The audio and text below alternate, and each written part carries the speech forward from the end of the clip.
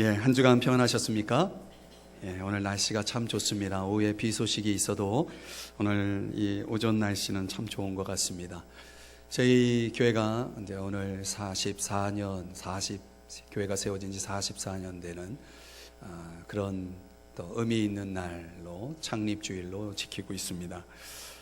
교회가 참 시골 한쪽에 이렇게 작게 세워지고 시작했던 교회가 오늘 이 자리까지 또 왔습니다. 하나님께서 저도 후에 부임한 목사지만은 이 교회의 역사 속에 함께 하시는 하나님을 또 생각하면서 오늘 우리 모두가 함께 하나님 앞에 감사하면서 그런 감격적인 예배를 오늘 이 시간 드릴 수 있기를 주님의 이름으로 축복합니다. 어떤 어린아이가요, 자기 방에서 장난감 벽돌을 가지고 놀이를 하고 있었습니다. 아버지가 그 아이 방에 들어가 보니까 아이가 그 놀이에 집중하고 있는 거예요. 그래서 뭐 하고 있냐라고 물었더니 아이가 쉬, 아빠 조용히 해요. 교회를 짓고 있어요.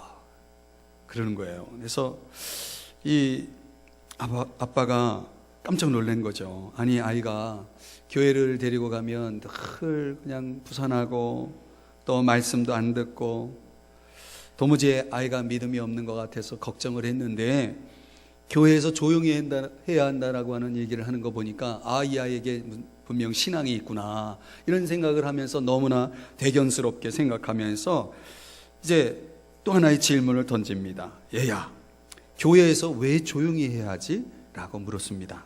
그러자 아이가 대답하는 게 걸작입니다. 아버지도 참, 교회에서 조용히 해야죠. 사람들이 다 잠들어 있는데. 떠들면 깨니까. 이 아버지가 이 어린아이 그 아들에게 어떤 모습을 보여주었을까요? 교회 같이 오긴 하는데 아빠가 아이 앞에서 늘 졸았나 봐요. 예배 시간에. 오늘 이 시간 졸지 않으시기를 주님의 이름으로 축복합니다. 여러분에게 있어서 교회는 어떤 곳입니까? 이 아이는 교회 가면 자는 곳이라고 생각했나 봐요. 우리에게 있어서 교회 어떤 의미가 있나요? 독일 어느 마을에 전설을 이야기가 하나 있습니다.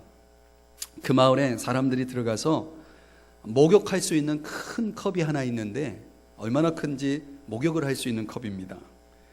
그런데 그 컵을 한 바퀴 돌리면 그 컵 속에 들어있는 사람이 젊어진다는 거예요. 두 바퀴, 세 바퀴 계속해서 그 컵을 돌리게 되면은 점점 젊어지는 신비로운 그런 컵이었다는 것입니다. 그런데요, 어느 날 한 할머니가 오셔서 오래오래 살 수 있도록 컵을 여러 번 돌려달라고 부탁했어요. 그러자 그 컵을 돌리는 사람이 할머니에게 이렇게 말합니다. 할머니, 소원대로 젊어지기는 합니다. 그런데 지금까지 할머니가 살아온 그대로 다시 살게 됩니다. 이렇게 얘기했다는 거예요. 그래서 할머니가 곰곰이 생각해 보니까 안 되겠나 봐요. 취소하고 그냥 돌아갔다는 얘기입니다. 여러분, 우리가 오래 산다는 것, 또 이런 일이 있다면 어떨까요? 우리가 젊어질 수 있다면, 우리가 다시 과거로 돌아갈 수 있다면, 그래서 인생을 다시 살 수 있다면 어떨까요? 좋을까요? 여러분, 오늘 살아가면서 우리의 삶에 있어서 정말 중요한 게 뭘까요? 인생의 길이일까요? 내용이겠죠. 저는 신앙생활에 있어서 저와 여러분이 경험할 수 있는 가장 중요한 기적은 지금까지 기적 강해를 살펴보면서 오늘 기적에 대한 설교를 마무리하는 그런 차원에서도 저는 이 기적을 그렇게 정의하고 정리해보고자 합니다. 기적이란, 한번 따라합시다. 기적이란 변화되는 것이다. 기적이라고 하는 것은 변화되는 것입니다. 그런 의미에서 교회란 어떤 것입니까? 교회란 변화된 사람들이 모여있는 곳이다 라고 말할 수 있습니다. 변화된 사람들이 모여있는 곳입니다. 오늘 성경 본문에도 예수 믿고 변화된 사람의 목록 가운데 한 여인을 소개해 주고 있어요. 그 여인의 이름은 막달라 마리아. 뭘 달래입니다. 막달라. 이 마리아, 막달라 마리아가 오늘 성경에 소개되고 있는데 막달라는 어떤 도시, 어떤 지역 이름인 것 같아요. 그래서 오늘 성경에 뭐라고 얘기하냐면 막달라인이라 하는 마리아 이렇게 말하고 있습니다. 우리는 그것을 줄여서 막달라 마리아라고 말하고 있습니다. 그런데 이 여인이 어떤 상태였는지 한번 보세요.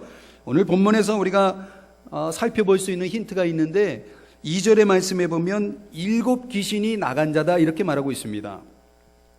여러분, 귀신에 의해서 괴롭힘을 당했던 이 한 여인의 삶이 어떠했을까요?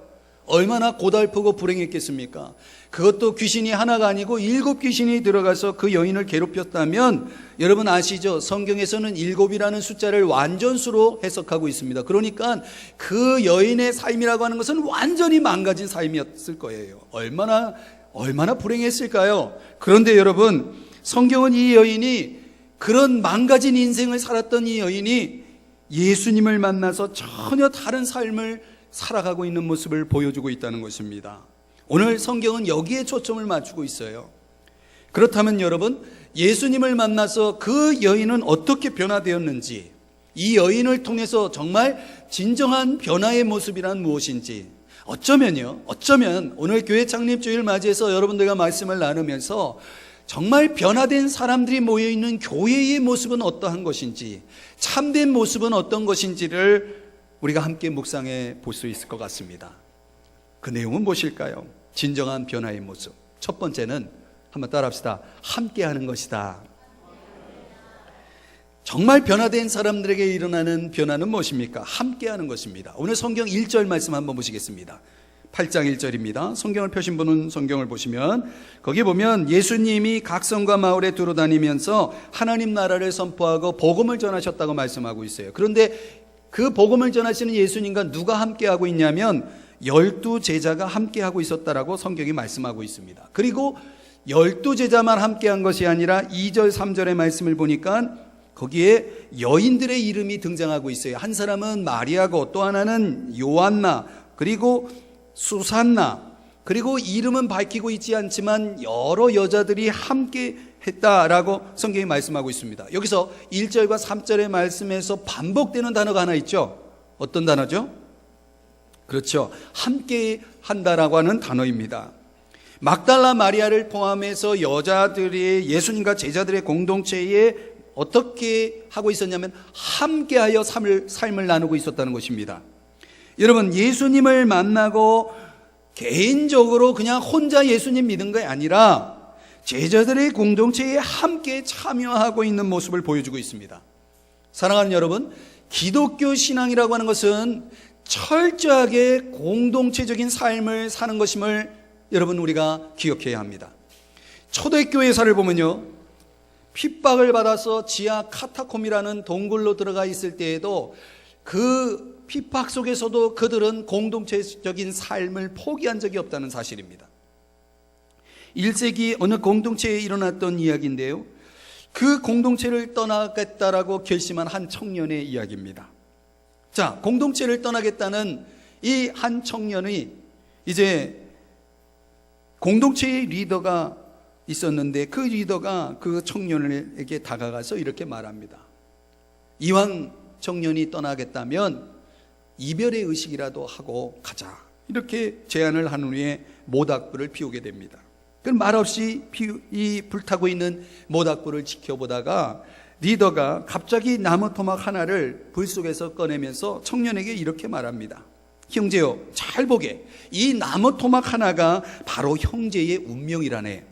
그러면서 그 나무 토막이 불 속에서 떠나는 순간 불꽃을 잃어버리는 그런 장면을 연출합니다. 죽음의 순간을 맞이하는 그런 장면이었습니다. 그래서 리더는 다시 나무 토막이 식기를 기다리다가 그 청년에게 이렇게 말합니다. 이제 이 나무 토막을 갖고 이 공동체를 떠나게나요. 그러나 자네가 만약 다시 불타기를 원한다면 언제든지 돌아오게나 라고 이야기했다는 것입니다. 형제는 그 리더가 전하고자 하는 교훈이 무엇인지를 깨닫고 공동체를 떠나겠다는 마음을 접고 다시 그 공동체와 함께 삶을 나누게 되었다는 그런 이야기가 1세기 한 공동체의 그 일화 속에서 그려지고 있습니다. 사랑하는 성도 여러분, 핍박의 시대가 지난 오늘 이 시대를 살아가는 저와 여러분에게 오늘 우리의 모습은 어떠한지를 함께 생각해 보았으면 좋겠습니다. 공동체 안에 등록을 하고 그리고 적어도 주일 예배에 빠지지 않고 신앙생활의 명맥을 유지하고 있는 분들이 있습니다. 저는 여기서 중요한 것은 무엇이냐면 정말 우리가 공동체의 일원으로 살아가고 있느냐라고 하는 문제입니다. 교회는 나오고 있지만 사실상 일주일에 교회를 한 번 나올 수밖에 없는 현실 속에서 살아가는 분들에게 저는 위로를 드립니다. 어쩔 수 없이 교회에 그저 이 주일에 이 한 시간 하나님 앞에 나와 예배를 드릴 수밖에 없는 환경 속에서 살아가는 분들은 얼마나 참 피곤한 삶을 살고 있는 것입니까? 그런데 참으로 안타까운 것은 뭐냐면 사람들이 교회 공동체에 적극적으로 참여를 하지 못하는 이유가 있다는 것이죠. 그 가운데 하나가 있다면 그것은 우리의 삶의 분주함이죠. 너무나 바쁘다는 것입니다. 여유가 없다는 것입니다. 말씀드린 대로 너무나 여유가 없어서 도저히 교회를 주중에나 또 중간중간 어떤 모임에 참여할 수 없을 만큼 그렇게 바쁘게 인생을 살아가는 분들에게 안타깝지만 그들이 누려야 할 영적인 부여와 하나님이 주시는 그 축복을 그들이 맛보지 못하고 살아간다라고 하는 그런 환경 속에 있을 수밖에 없다는 것은 참으로 안타까운 것이죠. 저는 그래서 그분들을 위해 기도합니다. 하나님, 이왕이면 정말 눈코 뜰 새 없이 일주일에 1시간밖에 교회에 와서 하나님을 예배할 수밖에 없는 그런 환경 속에 있는 분들이 그런 환경의 변화를 통해서 좀 더 하나님이 부어주시는 영적인 부여와 그 축복을 맛볼 수 있도록 하나님 그런 환경의 변화가 일어날 수 있게 해달라고 저는 기도를 합니다. 사랑하는 여러분, 사람이 떡으로만 살 것이 아니고 하나님의 입에서 나오는 말씀으로 살아야 한다는 주님의 말씀이 있습니다. 이 말은 무슨 얘기냐면 사람이 먹고 사는 문제가 중요하지만 그것이 전부는 아니라는 것이죠. 먹고 사는 문제만큼 중요한 것은 없습니다. 그러나 성경은 그것보다 더 중요한 무엇을 이야기하고 있습니다. 그것은 바로 무엇이냐면 하나님 말씀을 경험하고 하나님의 사랑을 경험하는 영적인 축복의 장이 있다는 사실입니다. 그것이 저와 여러분에게 필요하다라고 하는 말씀을 성경은 주고 있는 것입니다. 사랑하는 여러분, 저와 여러분이 그런 말씀을 경험하고 하나님의 그런 사랑을 경험할 수 있는 환경이 주어질 수 있기를 주의 이름으로 축복합니다. 또한 그럼에도 불구하고 저는 또 하나 예를 말씀드리고 싶은 것은 우리가 그런 환경이 있음에도 불구하고 어떤 사람은요 이런 공동체에 참여하는 것을 주저하시는 분들이 있습니다. 어쩌면 그런 분들은 공동체에 대한 좋지 않은 경험이 있기 때문일 수 있습니다. 사실 교회라고 하는 것이 완전한 것이 아닙니다. 우리가 잘 알잖아요. 우리는 다 부족하고 연약한 죄인들입니다. 아직도 미완성입니다. 흠이 많습니다.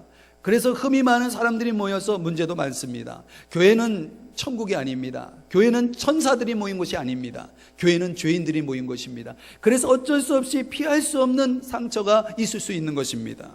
그런데 여러분, 그것 때문에 그런 아픔, 그런 상처 때문에 내가 누려야 할 그런 어떤 좋은 축복들을 그것까지도 내가 포기할 수는 없다는 것입니다. 진정한 사랑의 시작이라고 하는 것은 기독교 저술가인 C.S. 루이스가 말한 것처럼 희생을 할 때라고 말씀을 하고 있어요. 서로의 상처를 끌어안고 그 상처를 넘어서서 서로를 세워주고 사랑하려는 몸짓이 시작될 때에 그때 진정한 사랑이 시작되는 것입니다. 불완전한 인간이 모여서 형성된 이 교회 안에서 사랑을 배우고 사랑을 통해 성숙해지고 사랑 안에서 하나님 나라를 세워가는 그런 공동체가 되어야 하는 것이죠. 오늘 막달라 마리아가 보여주는 삶이 그런 것입니다. 사랑하는 여러분, 그 막달라 마리아가 주님을 만난 이후에 그는 공동체와 온 마음으로 함께하는 삶을 살았다는 사실을 기억하십시오. 이것이야말로 진정한 변화이고 이것이야말로 교회가 추구해야 할 중요한 요소라고 하는 사실을 기억했으면 좋겠습니다. 저와 여러분이 지금까지 신앙생활을 해오면서 교회 공동체와 함께 하시는 일에 얼마나 힘쓰셨는지 묻고 싶습니다. 진정한 변화라고 하는 것은 함께 하는 것입니다. 사랑하는 여러분, 함께 한다는 것에 대해서 너무 부담만 느끼지 마세요. 사실 어떤 공동체이든 어떤 클럽이든 새로운 모임에 들어간다는 것은 두려운 일입니다. 부담되는 일입니다. 그런데 여러분, 부담을 조금만 넘어서면은 거기에 큰 축복이 기다리고 있다는 사실을 기억하셔야 됩니다. 부담만 있는 것이 아니라 부담을 넘어선 축복이 있다는 사실을 기억하면서 저와 여러분이 이 공동체와 함께 할 수 있기를 바라고요. 그런 함께함을 통해서 진정한 변화를 누리시는 여러분 되시기를 주의 이름으로 축복합니다. 두 번째는요, 진정한 변화의 모습, 참된 교회의 모습은 어떤 것인가? 다른 이의 필요를 섬기는 것입니다. 한번 따라합시다. 다른 사람의 필요를 섬기는 것이다. 옛날에 글을 배우지 못한 여자의 이야기가 있습니다. 이 여자는 고향에서 멀리 떨어진 곳으로 시집을 갔대요. 그래서 해가 갈수록 고향 생각이 간절하지만 이 시부모님을 도와서 농사 짓느라고 도무지 시간이 되지 않는 거예요. 그래도 하루도 빠짐없이 정말 고향에 대한 그리움이 커져가는 것입니다. 그래서 어느 날은 고향에 있는 친정어머니에게 안부를 전하기 위해서 종이를 펼쳤어요. 그런데 안타깝게도 이 여자는 글을 몰라요. 한 글자도 쓸 수가 없는 거예요. 고민하던 여자가 글 대신 그림으로 마음을 표현했다고 합니다. 완성된 그림이 너무나 간단했어요. 커다란 굴뚝이죠. 굴뚝하고 훨훨 나는 새 한 마리를 그렸다는 것입니다. 편지가 도달했습니다. 고향에 편지가 도착하자 마을 사람들은 글도 모르는 그 딸이 어떤 편지를 보냈을까 궁금해하며 편지를 보게 되었다고 합니다. 그런데 이게 웬 그림입니까? 굴뚝하고 새 그림만 그려져 있는 거예요. 그래서 사람들이 머리를 맞대고 뜻을 생각하는데 아무리 생각해도 무슨 뜻인지 못 알아보겠다는 것입니다. 그래서 여자의 친정어머니가 이제 밭일을 마치고 드디어 돌아왔습니다. 그리고 그 어머니가 시집간 딸에게 온 편지를 보자 씩 웃으면서 도대체 무슨 뜻이냐고 묻는 마을 사람들에게 그 편지의 내용을 이렇게 해석해 주었습니다. 고향에 오고 싶은 마음은 굴뚝 같은데 올 새가 없다는 말입니다. 여러분, 단번에 그 엄마는 딸의 마음을 읽었다는 것입니다. 사랑하는 여러분, 저는 이런 깊이 있는 마음들, 서로를 이해할 수 있고 서로를 읽어낼 수 있는 이런 마음들, 이것이 진정 교회의 모습이 아닐까요? 주님을 만난 사람들에게 나타나는 특징은 그저 눈빛만 봐도, 그저 그 겉모습 속에서도 그 속 안에 있는 그 마음을 읽어낼 수 있을 만큼의 그런 하나됨이 공동체 안에서 필요하다고 생각이 됩니다. 오늘 본문 3절의 말씀에 보니까요, 제자들의 공동체와 함께하던 마리아가 어떤 삶을 살았는지를 성경은 이렇게 소개합니다. 자기들의 소유로 그들을 섬기더라. 누가 누구를 섬겼냐면 예수님과 제자들을 이제 막달라 마리아와 여인들이 섬겼다고 말하고 있습니다. 무엇으로 섬겼는가? 자기들의 소유로 섬겼다. 왜? 무엇을 위해 섬겼는가를 보니까 1절 말씀에 보니까 하나님 나라의 복음을 전할 수 있도록 예수님과 제자들의 사역을 도왔던 것 같습니다. 왜 이 마리아는 그런 삶을 살았을까요? 여러분, 앞서도 설명드렸지만 악한 귀신에 붙잡혀서 다른 이들의 도움 없이는 하루도 살아갈 수 없었던 이 여인이 이제는 하나님 나라를 위해서 다른 사람을 섬기고 있고 도와주고 있다는 사실입니다. 도움을 받아야만 살아야 했던 이 여인이 이제는 누구를 도우며 살아갈 수 있는 사람이 되었다는 것은 이 얼마나 놀라운 변화입니까? 사랑하는 여러분, 이 여인이 이제는 받는 삶이 아니라 주는 삶을 살고 있다는 사실을 보세요. 그러면 무엇을 줄 수 있다라고 하는 것은 뭐가 많다는 얘기입니까? 아닙니다, 여러분. 그것은 마음입니다. 변화의 증거라고 하는 것은 삶 속에서 이렇게 이기적인 사람이 이타적인 사람으로 변화되어 살아가는 모습이 아닐까요? 여러분 잘 아시는 미우라 아야코라고 하는 기독교 여류 작가가 있습니다. 이 미우라 아야코가 쓴 소설이 빙점이라는 소설이잖아요. 그런데 여러분, 이 여인에 관한 일화 가운데 참 우리가 마음에 큰 교훈을 주는 이야기 하나 있습니다. 내용은 이런 내용이에요. 남편이 이제 돈을 벌어오는데 월급을 가져오는데 도저히 생활하기 어려운 그런 월급이에요. 그래서 이 미우라 아야코가 이제 할 수 없어서 구멍가게를 하나 차렸다는 것입니다. 그리고 구멍가게를 열심히 운영을 하는데 이 돈만 벌어서 또 안 되겠다 생각이 돼가지고 이 여인이 이 미우라 아야코가 뭘 하냐면 이제 가게를 하면서도 사람들에게 틈틈이 그리스도의 사랑을 전하면서 그렇게 봉사를 했습니다. 열심히 성실하게 살았습니다. 그러니 사람들의 마음을 얻게 되고 신용을 얻게 되니까 손님들이 점점 많아지는 거예요. 그러자 이제 손님들이 찾는 물건을 하나씩 들여놓기 시작하니까 가게가 너무나 좁아지는 거예요. 그 정신없이 시간을 보내는 가운데 이제 직장에서 돌아온 남편이 어느 날 그렇게 말하는 거예요. 바쁘게 일하는 아내를 보면서 농담 반 진담 반으로 이렇게 말하는 거예요. 여보, 우리 가게가 이렇게 잘 되는데 참 좋지만 이웃이 다 어려운 사람들 뿐인데 우리 가게로만 손님이 몰려서 다른 가게에 문을 닫게 되면 어떡하지? 그냥 농담으로 이렇게 한마디 뚝 던진 거예요. 그런데 이 미우라 아야코가 남편의 그 말에 큰 깨달음이 있었던 것 같습니다. 갑자기 이제 그 말을 들은 이 미우라 아야코가 물건을 줄이기 시작합니다. 그리고 필요한 물건들, 이런저런 물건들 아예 갖다 놓지도 않습니다. 그러면서 손님이 찾아오면 이 물건은 저 가게에 있으니까 저쪽으로 가시라고 손님을 이렇게 나눠주기 시작합니다. 그런데 말이죠, 이 미우라 아야코에게 어떤 일이 벌어지는지 아십니까? 남 모르는 큰 기쁨이 이 미우라 아야코에게 생기더랍니다.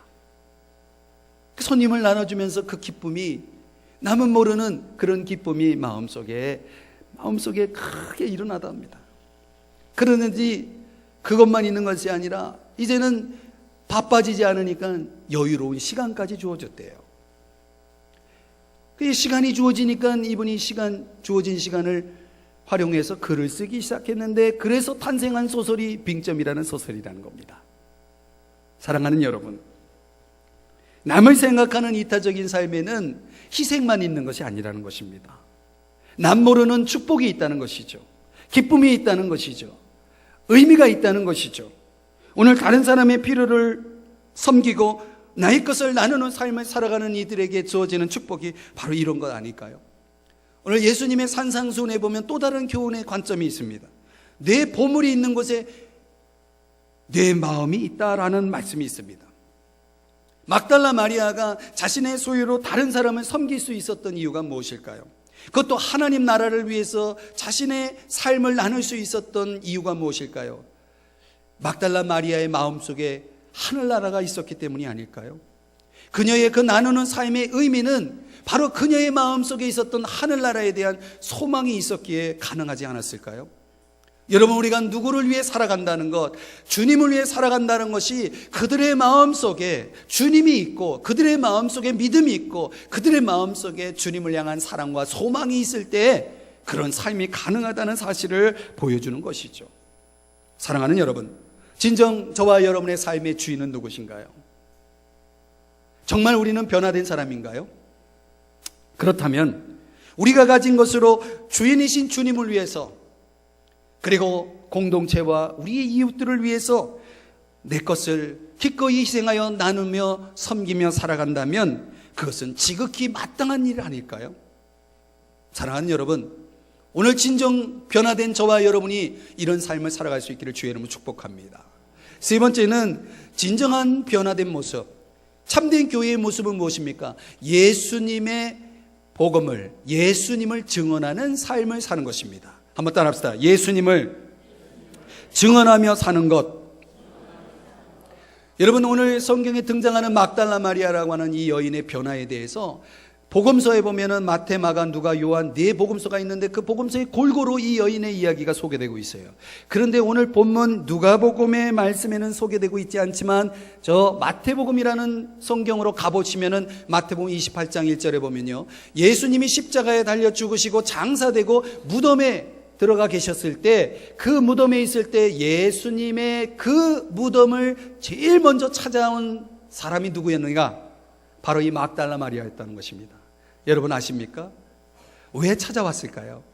왜 마리아는 예수님의 그 무덤을, 제자들도 포기한 그 무덤을 찾아왔을까요? 저는 그 이유가 이것이 아닐까 생각합니다. 말씀드린 대로 너무나 고통스럽고 아무도 손볼 수 없는, 그야말로 철저하게 망가진 인생을 살았던 그 여인을 고쳐주신 그 구원의 주님에 대한 은혜를 생각했기 때문에, 그리고 그 은혜에 대한 감사, 그리고 그 은혜를 주신 주님에 대한 사랑이 있었기 때문이 아니었을까요?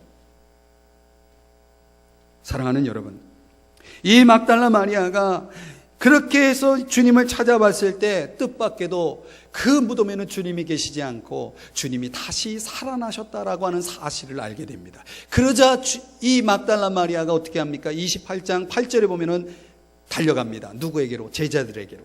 왜? 예수님이 다시 살아나셨다라고 하는 이 소식을 전하기 위해서 달려갔다는 것입니다. 사랑하는 여러분, 예수의 증인이 된다는 의미는 바로 이런 것이죠. 예수의 증인이 된다는 것은 주님이 살아계시다는 사실을 경험하는 것입니다. 그리고 그 경험을 사람들에게 나누는 것입니다. 그런데 2000년 전에 십자가에서 죽으시고 3일 만에 부활하신 그 주님이 지금 여기에도 살아계시다는 사실을 여러분 아십니까? 그래서 진정 변화된 사람에게 나타나는 것은 무엇입니까? 지금 여기에 주님 살아계시고 살아계신 그 주님이 나와 함께하고 있다는 이유 때문에 그분을 예배하는 것입니다.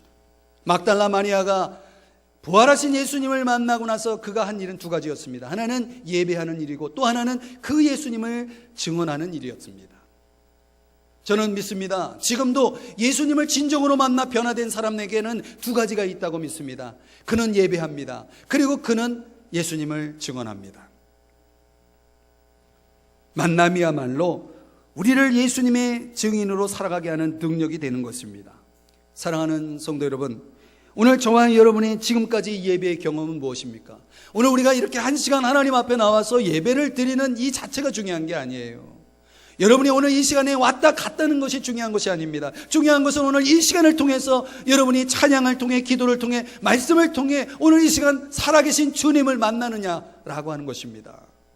이것이 진정한 예배이고, 그런 예배가 있는 사람에게는 진정한 변화가 있는 것입니다. 그리고 그 진정한 변화를 경험한 사람에게는 이제는 삶이 달라지는 것입니다.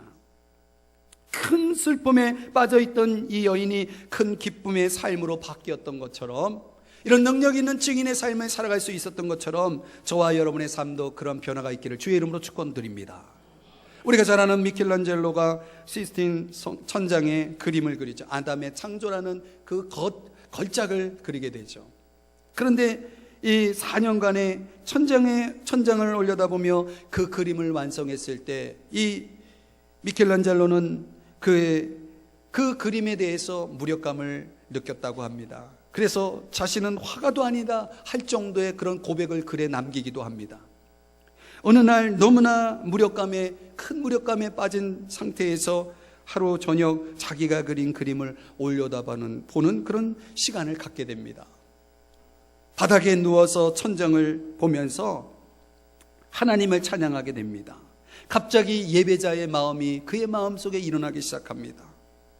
하나님을 뜨겁게 찬양합니다. 그리고 다시 또 천장을 올려다보는데 그때 갑자기 자기가 그린 하나님의 그 손길이 아담의 손길을 터치하는 그런 느낌을 갖게 됩니다. 그리고 그 아담의 그 손길, 그 얼굴이 마치 자기의 얼굴이라고 하는 사실을 깨닫게 됩니다.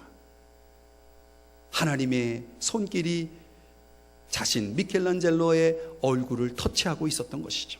하나님을 만난 것입니다. 그러면서 그는 이렇게 소리쳤습니다. 아, 주님, 거기 계셨군요. 당신은 살아계시는 나의 주님이십니다. 아, 주님, 거기 계셨군요. 거기 계셨군요. 사랑하는 여러분, 미켈란젤로는 다시 일어선 것입니다. 그가 하나님을 예배하며 하나님을 찬양하며 그 살아계신 주님을 바라보았을 때, 만났을 때 그는 다시 일어났다는 것입니다. 그만 일어났습니까? 아닙니다. mag달라 마리아도 일어났습니다. 아니, 많은 사람이 지금도 일어나고 있다는 사실입니다. 덴마크의 신학자 키에르케고르의 저서에 나오는 이야기 하나를 소개하고 말씀을 정리해 보고자 합니다. 왕자가 말을 타고 시골로 사냥을 갔다고 합니다. 그런데 그 사냥하던 한 마을에, 아주 시골길이고 작은 마을인데 거기서 한 여인을 만나게 되는데 그 여인이 너무나 아름답고 너무나 깨끗하고 너무나 순결한 한 여인을 만나게 됩니다. 그래서 사랑에 빠지게 돼요. 왕궁으로 돌아왔는데 그 여인을 잊을 수가 없습니다. 끝없이 그 여인에 대한 사모함이, 그리움이 일어납니다.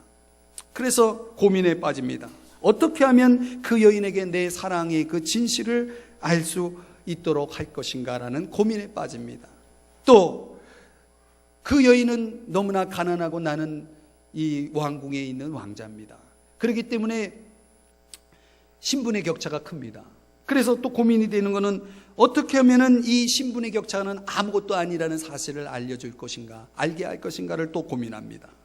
또 세 번째로 고민하는 것은 사람이 잘 되고 못 되고 행복하고 불행하고 그런 건 문제가 아니다. 어떤 문제이든지 모든 책임은 내가 질 것이라는 것을 어떻게 하면 알릴 수 있을까를 고민하게 됩니다. 그리고 또 하나의 고민은 이제 어떻게 하면 내가 저를 사랑하는 만큼, 그녀를 사랑하는 만큼 그녀가 나를 사랑할 수 있을까라고 하는 것에 대한 고민에 빠지게 됩니다. 자, 많은 고민 끝에 결론을 내렸습니다. 어떻게 했을까요? 왕자는 왕궁에서 입던 화려한 옷을 벗어버립니다. 그리고 그녀가 사는 시골 마을에 가서 조그만 방 하나를 새를 얻어가지고 살면서 목수가 됩니다. 그리고 그 목수로서 열심히 그 마을의 풍습을 배우고 언어를 배우고 그리고 그들과 깊이 사귀게 됩니다. 마을 사람들과 많은 교제를 나눕니다. 드디어 이 여인도 만났습니다. 그리고 그 여인도 서로 교제를 하게 됩니다. 자, 그러면서 그 삶 속에 엄청난 행복의 순간이 있다는 사실을 이 왕자가 깨닫습니다. 너무나 행복했습니다. 그리고 사람들과 그 부지런히 사귐 속에서 그는 큰 기쁨을 맛보게 됩니다. 자, 드디어 여인을 만났습니다. 그리고 그 여인 앞에 사랑을 고백하면서 자기가 왜 지금 이 자리에 와 있는지, 어떻게 이런 일들이 있게 되었는지에 대한 자신의 삶을 오픈하게 됩니다. 그러면서 내가 당신을 너무나 사랑하기 때문에 오늘 여기에 와 있노라고 그런 고백을 하고 있습니다. 그러자 이 여인이 드디어 이 왕자의 그 엄청난 사랑을 깨닫게 되었습니다. 그래서 두 사람은 너무나 행복하게, 이제 여인은 왕후가 되어서 궁으로 돌아와서 함께 행복하게 오래오래 살았다는 이야기입니다. 해피엔딩입니다. 사랑하는 여러분, 오늘 사람들 속으로 들어가 누릴 수 있는 행복이 있습니다. 사람이 있기 때문에 경험할 수 있는 기쁨이 있습니다. 오늘 우리에게 찾아오는 그 수많은 두려움이 있고 또 우리 안에 주저함이 있을 수 있습니다. 그러나 여러분, 사랑을 고백해 보세요. 그리고 그 사랑을 경험해 보세요. 라이놀드 리버의 그 기도문 하나가 있습니다. 하나님이여, 고칠 수 있는 것에 대해서는 그것을 고칠 수 있는 용기를 주십시오. 하나님이여, 고칠 수 없는 것에 대해서는 그것을 받아들일 수 있는 냉정함을 주십시오. 또한 주님, 고칠 수 없는 것과 고칠 수 있는 것을 분별할 수 있는 지혜를 주십시오. 사랑하는 여러분, 진정한 변화를 갈망하시나요? 오늘 그 진정한 변화를 위해서 주님은 저와 여러분에게 사랑하는 이 교회를 주셨다는 사실을 여러분 아십니까? 오늘 이 교회 속에서 우리는 살아계신 주님을 만나고 주님을 예배하고 있다는 사실을 여러분 아셔야 됩니다. 그리고 그 진정한 변화를 통하여 우리는 함께하고 또 서로를 도우며 섬기며 이제 저와 여러분은 예수 그리스도의 복음을 증언하면서 하나님 나라를 세워가는 하나의 아름다운 스토리를 기록해 나가고 있다는 사실을 여러분 기억하셔야 합니다. 사랑하는 여러분, 저와 여러분이 모두가 이런 진정한 변화의 주인공이 될 수 있기를 주의 이름으로 축복합니다. 이 교회는 여러분의 것입니다. 이 교회는 여러분이 누려야 할 공동체입니다. 기도하겠습니다. 사랑